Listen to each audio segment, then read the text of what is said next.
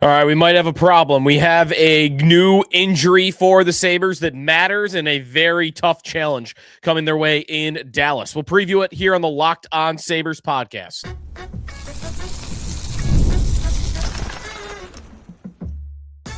You're Locked On Sabres, your daily podcast on the Buffalo Sabres. Part of the Locked On Podcast Network, your team every day.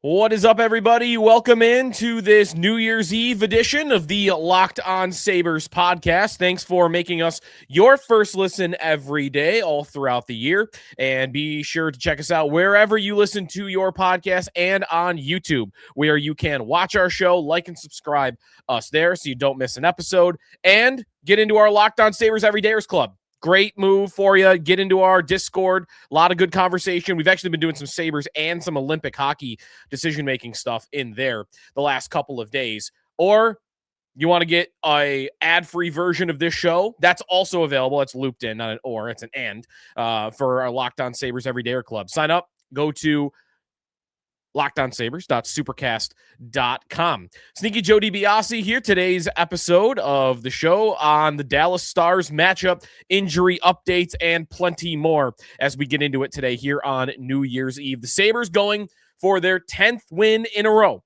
which would tie their franchise record. They've done that 3 times. 2 more to break the record, 1 more to tie. And they have a very strong opponent coming up in the Dallas Stars. This is a top team in the National Hockey League. They are second in the NHL, only behind their division rival, the Colorado Avalanche. It is Dallas at number 2. A lot to get to on today's show. I did want to start, though, before we get into the injury updates, the lineup, and what the goalie battle looks like for tonight. Was looking at some playoff odds this morning. Greg Wyshynski and the ESPN NHL crew were putting together an article about the playoff bubble teams and who's got a good chance, who's got a bad chance. And they had playoff odds from 2 different sites in that article. One from moneypuck.com, which we've referenced a bunch on this show today. I don't use it as consistently as I once did, but MoneyPuck is one that has playoff odds up all the time, and that's updating regularly. The other site they referenced playoff odds from was Stathletes, which is Megan Chayka's company, hockey analytics, data-driven, really good stuff from them for years and years now. And Megan has done work for ESPN for a long time, and she's actually been contributing to the Sabres broadcast in a bunch of games this year as well with Marty Baron and Brian Duff. And her site, Stathletes, not her specifically, but her site, had the Buffalo Sabres at 59%. To make the playoffs today, which I thought was a number higher than I was expecting. The money puck number was a little bit lower than 50, but I like the Stathletes numbers better because I think that is factoring more in, not just your record and not just the results, but also how are you playing, your shot totals and your shot attempts and scoring chances and what your save percentage and shooting percentages are. Like all that other stuff that's baked in and numbers that are well more advanced than that. Those are the stuff that I usually look at. But they're looking at slot shots and, way beyond even what I'm talking about. And they threw it in the computer, put it all together, 59% for the Sabres to make the playoffs, which is lower than a couple of teams in the Atlantic Division. They have Tampa at 99% to make it, which is about where I'm thinking about it. Florida at 71, Ottawa at 64, Montreal at 60. So Tampa and Florida at the top, Ottawa, Montreal, Buffalo, all kind of grouped together within 5% of each other. Did you notice I'm missing somebody, though? Did you notice I didn't say Detroit? That's because the Stathletes playoff projections have Detroit, who, by the way, are in first place in the division. And, I have said all year, they're going to regress. They're going to regress. It's going to happen. It happens every year with them.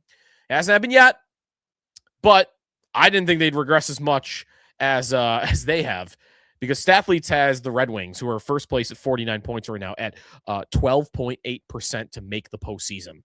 And I don't know, that seems even low for me. I mean, I could see them missing for sure. 12.8%. That's lower than Boston, who they've got at 33%. So, all right, some Red Wings fading today. At number 1 in the division, up for grabs. right? Like if the Red Wings are to fall down, Montreal with a really nice win last night, a comeback victory in a shootout. We didn't get a lot of good results or in overtime, not good results on the out-of-town scoreboard. But they've leapfrogged Tampa for the time being, and they are 1 point behind the Red Wings. The Sabres, a couple points back, 4 back of Montreal at 44. So interesting. Playoff odds right now. Sabres are usually around 50, but here's one site that's got them at 59. To tonight's game, looking for 10 in a row. They're playing the Dallas Stars, a really good team. We'll talk about the Stars, how good they are, some interesting numbers on them as well, what their schedules look like lately. They have lost a couple in a row. But before we do any of that, the roster, we have some news on the Buffalo Sabres, and it's not good news. It actually is pretty tough news, I think, to take this morning. And nobody is out for the year or anything, I hope, fingers crossed. But Lindy Ruff did say after Alex Lyon was not on the ice for the morning skate, he is dealing with a lower body injury. I believe, and it looks like that injury was sustained when he was scrambling around the net at the end of the St. Louis game immediately before Peyton Krebs got the puck and scored an empty net goal. Lyon was sprawling, back was kind of bent in a weird way, trying to get back into position, and now he's got a lower body injury.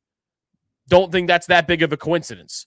What Lindy Ruff said today about Lyon is he is on his way back to Buffalo, or is back in Buffalo, and that lower body injury, it's going to be a bit of time, was the exact wording that Lindy used. So that's not great. This road trip only goes a couple of more days. They play in Dallas and then Columbus, and then they're back home. But a bit of time is not good news for a goaltender that has been very strong for the Buffalo Sabres during this win streak, and he has 7 of those 9 wins. It's tough news, I think, him being out. Now, the good news is they haven't let go of Colton Ellis yet, and pretty clear they were holding him on IR longer than they probably should have, because he was at practice today, and he is going to be activated off injured reserve. Tonight, he will be the backup. So going forward, in UPL we trust. God help us on some level. He's looked good for 2 games in a row. So fingers crossed that continues, and Luukkonen is able to give them some good goaltending, because I think a lot of the confidence, a lot of the chances that this team has to continue winning the way they've been winning lies in what UPL is going to do for them coming up. And again, Colton Ellis is there, and maybe he's able to get hot for you, but we know they like UPL, and we know they're going to give him starts. So Luukkonen is the guy to stare at right now, and he will be tonight's goaltender. So he's getting the big test. He's playing a great team in Dallas, and without Lyon, it appears he's the number 1 guy for the next little bit. We'll see what we get. Otherwise, in terms of the lineup, we don't have a lot on the Sabres because they had an optional skate. And while there were 16 players on the ice, Rachel Lindsay was the one who was tweeting about that today at practice from the Buffalo News. I think she said 16 players, right? 17 players on the ice, and no Lyon. So we don't know a lot about the lineup right now and whether Jason Zucker is going to be in the lineup. I expect that he will be, and I feel like there's a very good chance that he'll be on the Tage line. We talked about this the last couple of shows. One thing I want to add to that commentary that we've had about Zucker is that Seth Appert, when he was on, I went back and listened, and I missed this when I talked about this yesterday in the show, that Seth Appert, Sabres assistant coach, when he spoke with me on WGR, and I asked him about Zucker going back in the lineup, and he said, you can't be afraid of change even when you're winning. And I think that is a message about Zucker specifically, that you can't be afraid to put a good player that helps you, especially on the power play, in your lineup just because you're on a win streak. He's a good player, and he helps you. It gives you a better chance to win when he's in. And whether it's on the 4th line or the 1st line, power play is the big part, because in the last 2 seasons, he has the most power play goals on the Buffalo Sabres with 16. So you get him on that unit again, and hopefully it continues to play pretty well. And it's been pretty decent as of late. So that's where we're at with the Sabres. What about Dallas? How good is this team? Their record is great. What about the rest of it? The lineup, their goaltending situation. Interesting note there about who's starting for Dallas, and plenty more coming up on the Locked On Sabres podcast, looking for 10 in a row. Today's episode of Locked On Sabres is presented by FanDuel. Go check out some of the odds for tonight's game and help set your expectation for Buffalo and Dallas. They are a bit of an underdog, though, and we'll have our bet of the night coming up in a little bit. And it's not just hockey. I mean, college football, playoff games coming up today and tomorrow. So a lot of fun there. And Fridays are already feeling different during basketball season. FanDuel's making them even better. Every Friday night, before the games tip off, FanDuel gives fans a new way to kick off weekends with NBA Happy Hour. NBA Happy Hour is your official pregame, limited time window where special offers drop right inside the FanDuel app before the action starts. Fridays from 6 to 7:30 Eastern have become appointment viewing with NBA Happy Hour. Opening the FanDuel app during Happy Hour, you're always getting something new, boosts, bonuses, and surprises. The timing is perfect. It's right before the games, right before the weekend starts. Adds a little extra energy to your Friday night basketball without overthinking it. So before tip-off, check the FanDuel app. See what's dropping during NBA Happy Hour every Friday, 6 to 7:30 p.m. Eastern Time. Little basketball, little action, and a whole lot of Friday energy. That's NBA Happy Hour only on FanDuel, the official sportsbook partner of the NBA. Sneaky Joe DiBiase back here on the Locked On Sabres podcast. Sabres and Stars, 8 o'clock puck drop, really 8:10. You know, FanDuel, one thing that I do like about FanDuel is they give you the time the game actually starts. The leagues don't do this. ESPN doesn't do this. NHL.com doesn't do this. Nobody does it. FanDuel does it. The sports books do it. 8:10 Eastern Time because they want your bets right up until puck drop. So they know when puck drop is. It's at 8:10. It's not at 8 o'clock. So that's your time for tonight. Not to go on a rant about that. How good are the Dallas Stars? This is a dangerous hockey team for the Buffalo Sabres. This team is a very good hockey team, and it's the best one that they have seen during this win streak. On the year, Dallas has a record of 25-7-7. That is only worse than their division foes, the Colorado Avalanche. They are 8 points back of the Avalanche. That's just because Colorado is having a historically good year. They have 2 regulation losses, Colorado, and it is the new year. That's incredible. Dallas has been great. They have, again, like comparing them to Colorado is tough because Colorado is so good, but Colorado's goal differential, just to show off how good they are, they're plus 66 with their goal differential. Dallas is the second best team in the league, as they are in most things, plus 34. They're the second best team in the league. They're 8 points back, and their goal differential is half of what the Avalanche are. But they have time to worry about them. That's playoffs probably down the road. This team's going to the playoffs. This team is one of the better teams in the league. They will probably play the Minnesota Wild in the first round. It's kind of incredible. We have a playoff format where I can tell you right now, before the new year, who they're going to play in the postseason. They're going to play Minnesota, like a 99% chance. So their season is kind of weird.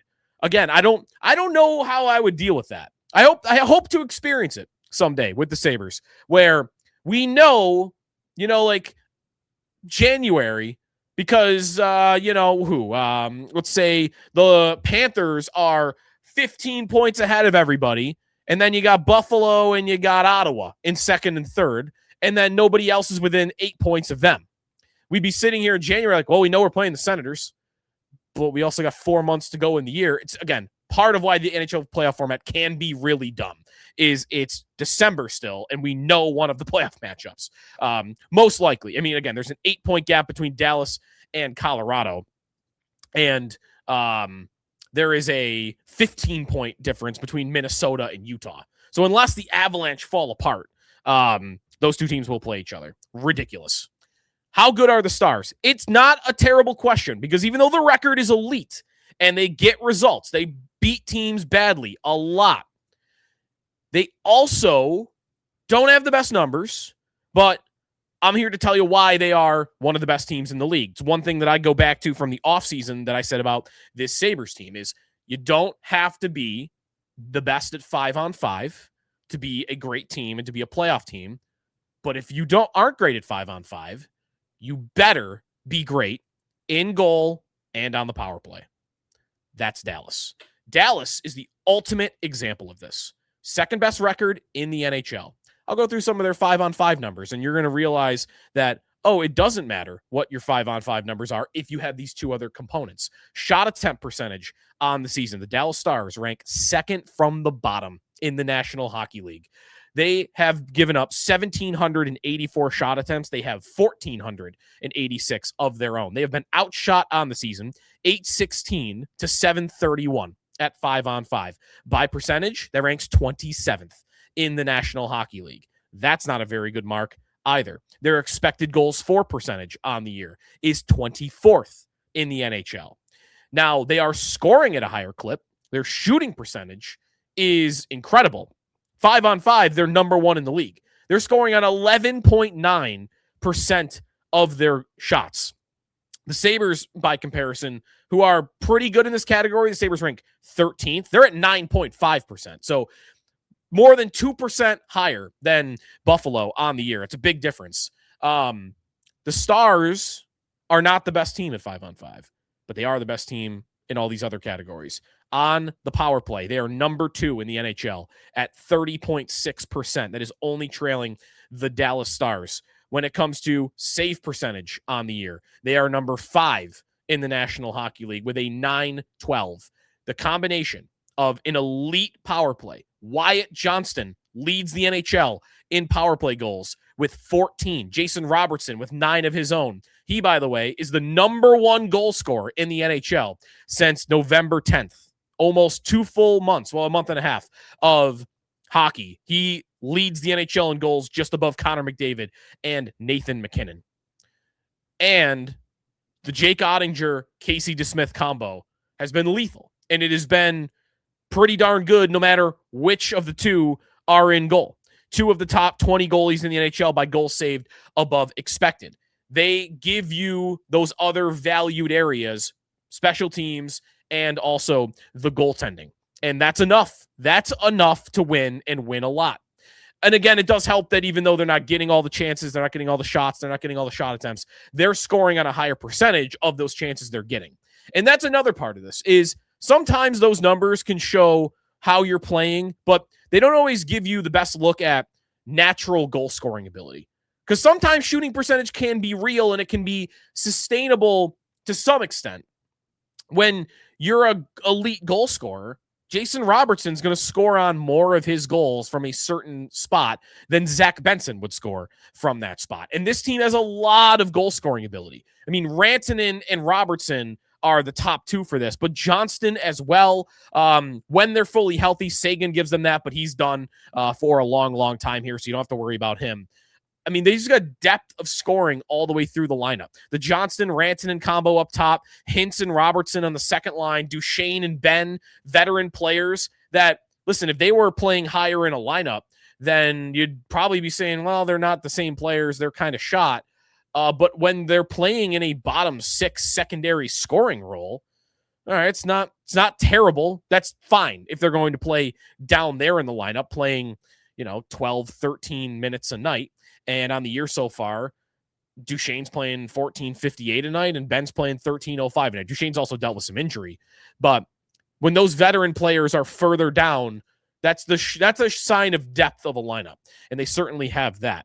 Love the blue line also. Can't understate how good the top 3 of that blue line is. I mean, Miro Heiskanen is an amazing defenseman. Thomas Harley just got named to Team Canada. He's very strong. Esa Lindell will be an Olympian as well. They got a good blue line. So they got these different components that work really, really well together, and it's enough for them to be one of the elite teams in the NHL. Now, for tonight's game, no Jake Oettinger, one of the best goalies in the NHL for a couple of years now. He's been very, very good this year. The backup's been good too. I want to say that even though DeSmith has a higher save percentage and, some of the per game numbers are better for him, it's tough for me to say it's not a good thing that Jake Oettinger, one of the best goalies in the world, he'll be on Team USA, is not playing against you, and you're getting Casey DeSmith, who, again, he's playing well this year, but that's a career backup goalie. He's never started more than 33 games in a season. And part of that is why that he's playing is because they play tomorrow night in Chicago, and Oettinger will get that game. So I think you're getting the better of the two. If you could choose who you're going to play, I'd pick DeSmith. But that's not to say he'll be bad. He's been a very good goalie this year so far for the Dallas Stars, and he's a big reason why too. I mean, he started 14 games on their season so far, and he has a record of 9-1-4.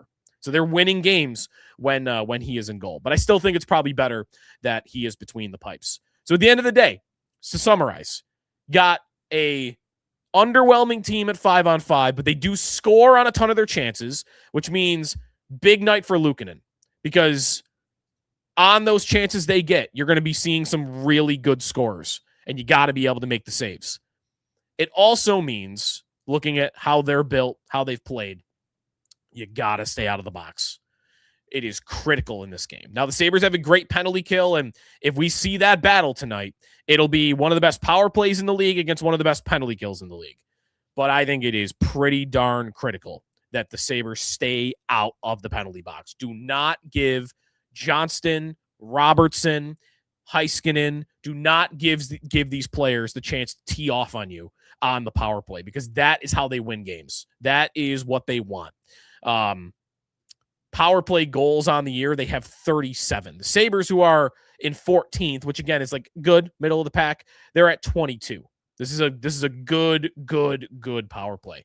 Cannot give them opportunities. 1 or 2 penalties max. Anything more than that, and I'm not going to really be liking the Sabres' chances to win this game. But I think they can win this game. I really do. It would be super impressive. I'm not going to tell you I'm picking them to win it. I think Dallas is the better team, and they're at home. But I don't think it's crazy to think the Sabres could go into Dallas tonight and against a backup goalie win this hockey game. When we come back, we will take a look at some of the odds for tonight. And that's coming up here on the Locked On Sabres podcast. All right, back here on Locked On Sabres. So we are down to 6.7 units, plus 6.7 units. So still very much ahead on the year. And I made a mistake against the St. Louis game. I should have just took the good bet. I told you I liked the Sabres to cover the puck line, minus a goal and a half. And they did. They needed the late empty netter, but they did get there, and they probably deserved to anyway. I went for the Jack Quinn goal score prop. He did not score, even though he had a lot of opportunities, so you don't win that one. For tonight's game, I'm going to do something a little bit more secure. I am going to go with under 6.5 goals at minus 125. That number about a goal higher than it's been in the last couple of games. It's either 5.5 or 6.5. Tonight's at 6.5. And I think Dallas has shown an ability with both goaltenders to limit goals. They have a very, very good blue line. And the Sabres are proving, every time you see them, they are proving this is the style they want to play during this win streak. They are going to be relentless defensively, shutting plays down physically. They are, I think when you're in this win streak, you feel that little extra angst to go all out, to block a shot or take a play out along the wall. I mean, 6.5 goals. The last Sabre game, actually, let's do it this way. During this 9-game win streak, how many games have gone over 6.5 goals? 2 of the 9. That's it. The first game of the stretch, which was a 4-3 overtime game against Edmonton, and the Philly game a couple of Thursdays ago when they won 5-3. So 2 of the 9 have gone over. So I think that brand of hockey the Sabres are playing is going to give you more unders. So that's what I'm going with for my bet of the night. The other thing I was looking at a little bit, and here maybe I've got a curse going where I tell you the other bet I like, and maybe that's the one that's going to win, not the one I give you. Tage Thompson plus 190. That goal scoring prop is coming down and down every game. He has not been scoring at a crazy high clip as of late. So it's not stunning that would be the case. In fact, he has not scored a goal now in 4 games. He's scoreless in his last 4. However, he did have that 6-game goal streak before that. And then before that, he went 6 games without a goal. So you got a streaky Tage Thompson right now. In fact, even before that, let's go way back. Let's start at November 13th. That's when Robertson's streak has started, by the way, where he leads the league in goals with 20 goals in his last 23 games. In that same amount of time, Thompson has 12 goals in 23 games. But again, look at the streakiness right now of Tage. Tage went on a 6-game goal streak from November 13th to November 23rd. Then he went on a 6-game scoreless streak. Then he went on another 6-game streak. And now he's on a 5-game scoreless streak. So it's been 6, 6, 6. Is it about to go 6 again? That would imply See, what that would do is that would imply he will not score tonight, and then he will score the next night, and then the next night, and then the next night, and he'll go on a 6-game scoring streak after tonight. That's what the trend would tell you. But we'll see. I still, with that being said, I'm not really being serious about that. I like Tage to score tonight at plus 190. I like that bet. I always like the goalie props, but they're not up yet at the time of recording. Those usually don't come out until a little bit closer to puck drop. If I were going to, though, I would look at a Luukkonen under. And part of that is not just Luukkonen. Like, I know I don't have a lot of confidence in him in general. I've liked him the last 2 games. But also, Dallas doesn't generate as many shots as you think they do. Like, again, like, their shots on the year, they have 731 at 5-on-5. That's the 3rd fewest in the league. Let me get rid of the 5-on-5 even. We'll go to all strengths. So just in general, who has the most shots in the NHL this year? The Dallas Stars, 29th. They're 29th in the league. They're only one of 6 teams that have less than 1,000 shots on goal this season. So the Luukkonen under number, we'll see what that number comes out at. If it's like 23.5, 24.5, I think I'm going to like that under for tonight as well. All right, the Sabres are going for 10 in a row. I got a good question on WGR this morning. Will fans meet them at the airport if they break the all-time franchise win streak record, which would mean winning tonight and then winning against Columbus on Saturday at 3 o'clock? And I guess because that game's at 3, they would come back that night, which means a Saturday night, you go to the airport. I don't think that's going to happen personally. Maybe a couple fans get that idea, but I don't think you'll see fans meet the Buffalo Sabres at the airport until they break the playoff drought, kind of the way that happened with the Bills. But I guess we'll see. That'll do it for us today here in the Locked On Sabres podcast. Reminder, check out our Everydayer Club. You want to be in our Discord during these games. A lot of fun. Be sure to check it out. Go to lockedonsabres.supercast.com. You get ad-free versions of this show as well. Planning to record tonight after Sabres and Stars, so we will have one more episode for you, if all goes well, in 2025, and then we will talk to you in 2026, hopefully on a 10-game win streak. Talk to you then here on the Locked On Sabres podcast, part of the Locked On Podcast Network, now the #1 sports podcast network.